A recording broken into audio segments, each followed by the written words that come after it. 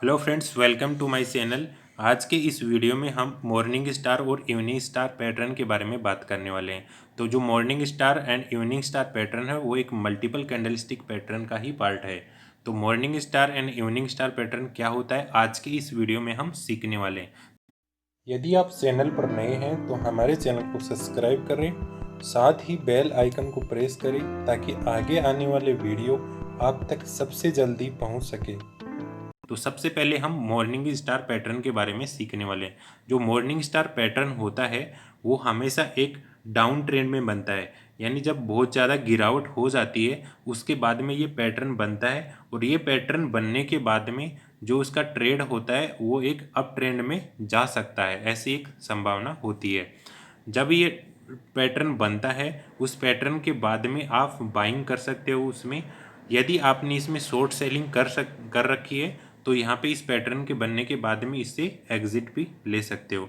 तो उसमें ध्यान में रखने वाली पहली बात यही है कि ये 3 कैंडल से मिलकर बना हुआ पैटर्न होता है। तो इसमें 3 प्रकार की कैंडल होती हैं, जैसा कि आप चार्ट में देख रहे हो यहाँ पे एक 3 प्रकार की कैंडल होती हैं। तो इन 3 कैंडल से मिलकर बना हुआ पैटर्न होता है वो मॉर्निंग स्टार पैटर्न होता है। तो इस पैटर्न में पहली वाली जो कैंडल होती है वो एक बेरिश कैंडल होती है, यानी एक बहुत बड़ी लॉन्ग कैंडल होती है। जो रेड कलर की कैंडल होती है वो एक बेरिश कैंडल होती है। जो दूसरी वाली जो कैंडल होती है वो एक डोजी या स्पेनिंग टॉप कैंडल होती है, जो हम इसको P2 कैंडल बोलते हैं। लेकिन जो P2 कैंडल होती है वो एक गैप डाउन ओपनिंग होती है। और उसके बाद में जो P3 कैंडल बनती है वो एक बुलिश कैंडल बनती है, जो एक गैप अप ओपनिंग के साथ में ओपन होती है और जो क्लोजिंग देती है जो P1 कैंडल है उसके जहाँ पे ओपनिंग की थी उसके ऊपर वहाँ पे क्लोजिंग देती है। जब ऐसा वाला पैटर्न बन जाता है उसके बाद में हम उसको परफेक्ट मॉर्निंग स्टार पैटर्न बोलते हैं। तो उसमें सबसे पहले ध्यान में रखने वाली बात यही है कि जो ये वाला जो पैटर्न है वो एक बुलिश कैंडलस्टिक पैटर्न का ही पार्ट होता है जो 3 दिन में बनता है। उसके बाद में ये हमेशा डाउन ट्रेंड में बनता है और एक रिवर्सल पैटर्न होता है। उसके बाद में आपको जो ध्यान में रखने वाली बात होती है जो यही रहती है कि जो पहली वाली जो कैंडल होती है यानी जो P1 कैंडल होती है वो एक लॉन्ग कैंडल होती है और उसको हम बेरिश कैंडल बोलते हैं। तो P1 कैंडल लॉन्ग कैंडल हो गई, और जो दूसरी वाली जो कैंडल होती है वो एक गैप डाउन के साथ में ओपनिंग होती है, वो या तो डोजी कैंडल होगी या फिर एक स्पेनिंग टॉप कैंडल होगी। जो तीसरी वाली जो कैंडल होती है जो तीसरी कैंडल होती है वो एक बुलिश कैंडल होती है और एक गैप अप ओपनिंग के साथ में ओपन होता है, और उसकी जो क्लोजिंग होती है जो P1 कैंडल के हाई के ऊपर क्लोजिंग होती है। यानी इस कैंडल ने जो P3 कैंडल बन रही है यहाँ पे इसने यहाँ पे इसमें क्लोजिंग दी है, और जो P1 कैंडल है यानी जो ये P1 कैंडल है उसकी ओपनिंग यहाँ पे हुई थी और जो P3 कैंडल की क्लोजिंग यहाँ पे दी थी। तो तीनों बात यहाँ पे इस पैटर्न में लागू हो रही है। P1 कैंडल रेड कैंडल है और एक लंबी कैंडल है। जो P2 कैंडल जो बन रही है वो एक डोजी कैंडल या फिर एक स्पेनिंग टॉप कैंडल हो सकती है, जो एक गैप डाउन पे ओपनिंग हो रही है जैसे कि आप देख रहे हो। तो गैप डाउन और गैप अप ओपनिंग ये दोनों ही मैंने पिछले वाले वीडियो में एक्सप्लेन किया था, तो वीडियो नहीं देखा तो वहाँ पे जाके देख सकते हो और समझ सकते हो कि गैप अप ओपनिंग क्या होती है और गैप डाउन ओपनिंग क्या होती है। चलो हम P3 कैंडल की बात करते हैं। जो P3 कैंडल होती है वो एक बुलिश कैंडल होती है और वो एक गैप अप ओपनिंग हो रही है जैसे कि आप वीडियो में देख रहे हो। यहाँ पे एक गैप अप ओपनिंग है और उसकी जो क्लोजिंग प्राइस है यानी जो क्लोजिंग प्राइस है जो P1 कैंडल के जो ओपनिंग प्राइस है उसके ऊपर क्लोजिंग दिया है। तो ये यहाँ पे एक परफेक्ट सिनारियो बन गया। इस वाले पैटर्न को हम बोलेंगे मॉर्निंग स्टार पैटर्न। तो ये एक बुलिश कैंडलस्टिक पैटर्न होता है, तो आप इसमें बाइंग कर सकते हो। ध्यान में रखने वाली बात यही थी कि ये एक हमेशा एक लंबी गिरावट के बाद में बनने वाला पैटर्न होता है। जो ये पैटर्न बनता है ये कैसे बनता है उसके पीछे क्या लॉजिक रहता है मैं आपको पहले चार्ट में लेके आता हूँ, उसके बाद में एक्सप्लेन करता हूँ। जैसे कि आप चार्ट में देख रहे हो इस गोले में 3 कैंडल बन रही हैं। जो पहली वाली कैंडल है जो P1 कैंडल है वो एक रेड कैंडल है और एक लंबी कैंडल है, जैसा कि मैंने आपको पहले ही बोला था, और ये हमेशा एक डाउन साइड के बाद में ही बनी है। तो पहली कंडीशन यहाँ पे लागू होती है। दूसरी कंडीशन बोला था P1 कैंडल जो रेड कैंडल है और वो एक लंबी कैंडल है। जो P2 कैंडल बन रही है तो इस वाले पैटर्न में जो P2 कैंडल बन रही है वो एक स्पेनिंग टॉप जैसे या फिर हम बोल सकते हैं उसको एक डोजी कैंडल बनती हुई नज़र आ रही है। तो डोजी एंड स्पिनिंग टॉप में कलर का कुछ वजूद नहीं रहता, जैसे कि आप पहले पैटर्न में समझ चुके हो। जो P3 कैंडल बन रही थी, जो P3 कैंडल एक बुलिश कैंडल बनती हुई नज़र आ रही है, और इसकी जो क्लोजिंग है, यानी जो क्लोजिंग है जो P1 के हाई के ऊपर क्लोजिंग दिया है, तो यानी एक परफेक्ट मॉर्निंग स्टार पैटर्न बन रहा है। इस वाले पैटर्न को देख के आप इसमें ट्रेड ले सकते हो।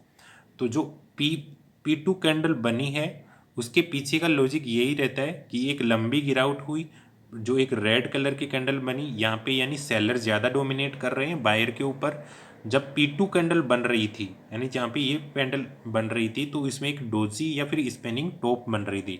तो इन दोनों में क्या रहता है कि जो सेलर और जो बायर रहते हैं, जो इक्वली कंट्रोल रहते हैं, यानी ना तो ये शेयर को अप ट्रेंड में लेके जा सकते हैं और ना ही इसको डाउन ट्रेंड में ले जा सकते। तो उसके नेक्स्ट दिन यानी जो P3 कैंडल बनती है, तो P3 कैंडल एक बुलिश कैंडल बनती है। इस कैंडल को देख के हमें कंफर्म हो जाता है कि एक मॉर्निंग स्टार पैटर्न होता है, जो रिस्क लेने वाला और रिस्क से बचने वाला।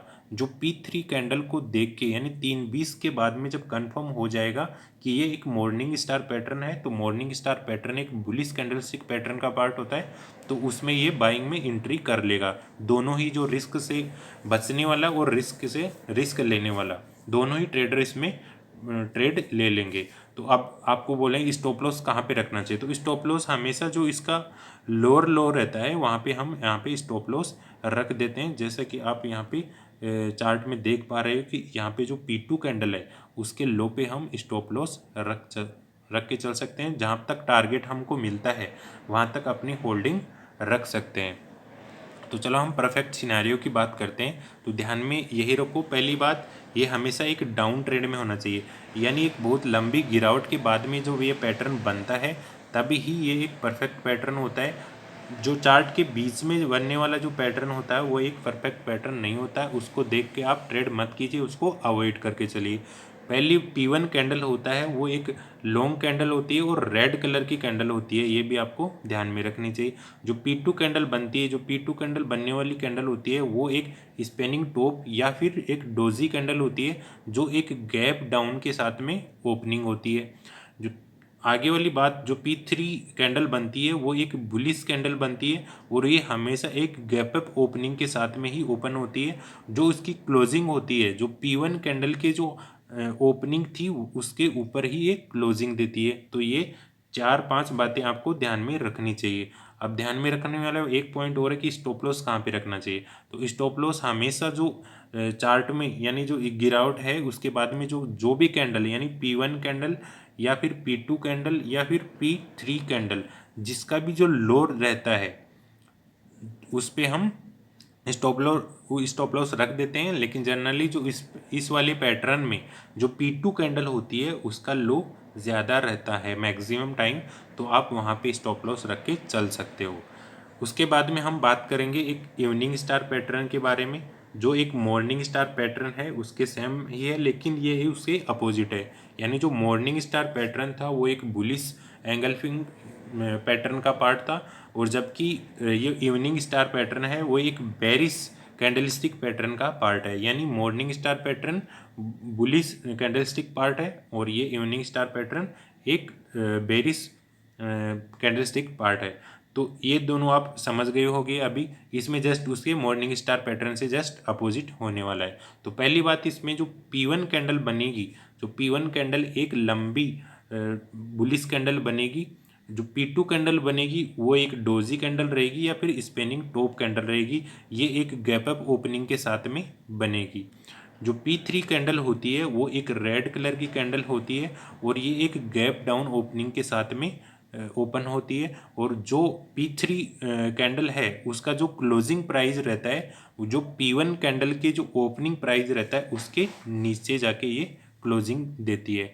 तो जब ये सभी कंडीशन लागू हो जाती हैं तो हम इसको बोल सकते हैं ये एक इवनिंग स्टार पैटर्न बन गया है। यानी अब बहुत तेज़ी के बाद में जब ये पैटर्न बनता है, तो उसके बाद में, इस पैटर्न के बनने के बाद में, ये ट्रेड वापस से डाउन साइड में आ सकता है। तो जब भी आपने यहाँ पे पोजीशन अगर ली है, तो अब यहाँ पे आप प्रॉफिट बुकिंग कर सकते हैं ऐसे वाले पैटर्न देख के। और ये वाला पैटर्न देख के अगर आपने फ्रेश शॉर्ट सेलिंग पोजीशन बनाना है तो जो P3 कैंडल बनती है उसके कंफर्म के बाद में 3:20 के बाद में जब कंफर्म हो जाए कि ये एक इवनिंग स्टार पैटर्न है तो आप एक शॉर्ट सेलिंग की पोजीशन बना सकते हो। इसी में सेम ही है, जो रिस्क लेने वाला और रिस्क से बचने वाला जो P3 कैंडल होती है उसको देख कर ही एंट्री लेता है, तो दोनों ही वो रहते हैं। फिर उसके बाद में हम देखेंगे स्टॉप लॉस कहाँ पे रखें। तो स्टॉप लॉस जो हायर हाई रहता है वहाँ पे आप स्टॉप लॉस रख के चल सकते हो। चलो हम अब चार्ट में देख रहे हैं। तो चार्ट में जैसे देख रहे हैं, जो पहली वाली जो कैंडल है उसको P1 कैंडल बोला, वो एक बुलिश कैंडल है। और जो ये हमेशा कब बनाए, एक बहुत तेज़ी के बाद में, यानी बहुत तेज़ी आती है उसके बाद में ये जो पैटर्न बनता है। यानी अभी इसमें बाइंग बहुत ज़्यादा हो चुकी है और उसके बाद में अभी इसमें सेलिंग प्रेशर ज़्यादा है। तो इसमें जो सेलर हैं जो बायर पे डोमिनेट ज़्यादा कर रहे हैं। तो इसमें जो P2 कैंडल बन रही है वो एक डोजी कैंडल बन रही है और इसकी जो ओपनिंग होती है वो एक गैप अप ओपनिंग होती है। यानी जो पिछली यानी लास्ट डे में जब ये क्लोजिंग देता है उसके हाई प्राइस पे ये ओपन होता है, उसको गैप अप ओपनिंग बोलते हैं। तो P2 कैंडल होती है जो एक गैप अप ओपनिंग यहाँ पे दिख रही है। लेकिन जो P3 कैंडल है वो एक डाउन साइड में यानी एक बेरिश कैंडल बना रही है। तो इस कैंडल के बनने के बाद में ये कंफर्म हो जाता है कि ये एक इवनिंग स्टार पैटर्न होता है। उसके बाद में जो रिस्क लेने वाला और रिस्क से बचने वाला जो ये P3 कैंडल है उसको देख के यहाँ पे शॉर्ट सेलिंग की पोजीशन बना लेता है। अब हम बात करते हैं कि इसमें स्टॉप लॉस कहाँ पे रखना चाहिए। जो यहाँ पे जो P2 कैंडल बन रही है उसके जो हाई रहता है, यानी P2 कैंडल के जो हाई रहता है वहाँ पे हम स्टॉप लॉस रख सकते हैं और जहाँ तक अपना टारगेट होता है वहाँ तक आप वेट कर सकते हो। तो चलो हम इसके परफेक्ट सिनारियो के बारे में बात करते हैं। तो ध्यान में रखने वाली बात, जो इवनिंग स्टार पैटर्न होता है वो हमेशा एक टॉप साइड में बनता है। यानी जब एक बहुत तेज़ी आती है शेयर में और उसके बाद में जब बहुत ज़्यादा बाइंग हो जाती है तो उसके बाद में पहली वाली जो कैंडल होती है वो एक लंबी बुलिश कैंडल होती है, उसको P1 कैंडल बोल रहे थे हम। जो P2 कैंडल होती है वो एक डोजी या फिर स्पिनिंग टॉप हो सकता है, वो एक गैप अप ओपनिंग के साथ में बनती है। और जो P3 कैंडल बनती है वो एक बेरिश कैंडल रहती है जो एक गैप डाउन के साथ में कैंडल बनती है। और उसकी जो क्लोजिंग रहती है, जो P1 कैंडल है उसकी इसकी ओपनिंग, यानी P1 कैंडल ने यहाँ पे ओपनिंग की थी तो इसकी जो क्लोजिंग है P3 कैंडल की वो इसे नीचे क्लोज करती है। तो ये वाला आप डिफरेंट देख सकते हो। तो ऐसा वाला जो पैटर्न बनता है उसको हम बोलते हैं evening star pattern. Evening star pattern एक बेरिश कैंडलस्टिक पैटर्न है जो हमेशा ट्रेड को डाउन साइड ही डायरेक्शन देता है। तो ये बातें आपको ध्यान में रखनी चाहिए। तो स्टॉप लॉस हमेशा हाई कैंडल के जो हाई रहता है P2 कैंडल है उसके जो हाई रहता है, यहाँ मान लो कि यहाँ पे हाई है जो चार्ट का, वहाँ पे आप स्टॉप लॉस रख के चल सकते हो, टारगेट तक आप वेट कर सकते हो। तो ये वाला जो परफेक्ट सिनेरियो बनता है, फिर भी अभी आपको वापस से एक्सप्लेन करता हूँ इसमें थोड़ा।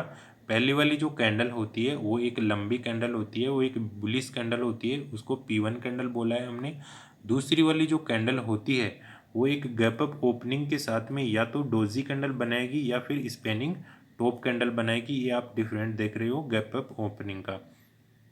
तीसरी कैंडल होती है वो एक बेरिश कैंडल होती है जो एक गैप डाउन के साथ में ओपनिंग होती है, लेकिन जो इसकी क्लोजिंग होती है जो P1 कैंडल की जो ओपनिंग थी, यहाँ पे इसने ओपनिंग है, उस यहाँ पे इसकी क्लोजिंग है तो उसके नीचे जाके क्लोज करती है। ये वाला आप देख सकते हो। ऐसा वाला जब पैटर्न बन जाता है तो ये एक इवनिंग स्टार पैटर्न होता है। ये हमेशा एक बेरिश कैंडलस्टिक पैटर्न होता है जो डाउन ट्रेंड को दिखाता है। तो आप इसमें शॉर्ट सेलिंग बना के चल सकते हो। तो ये बात आपको ध्यान में रखनी है।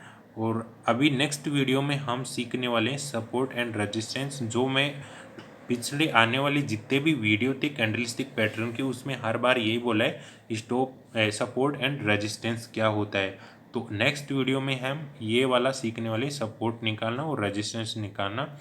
तब तक जहाँ पे हम टारगेट कहाँ तक बुकिंग करना चाहिए और कहाँ पे हमें एग्जिट करना चाहिए। तो तब तक आप ये वीडियो देखते रहो। जो भी बात आपको समझ में नहीं आई तो कमेंट कर सकते हो। अगर आप चैनल पर नए हैं तो चैनल को सब्सक्राइब कर सकते हो ताकि आगे आने वाले वीडियो भी आप तक पहुंच सके। मिलते हैं हम नेक्स्ट वीडियो में।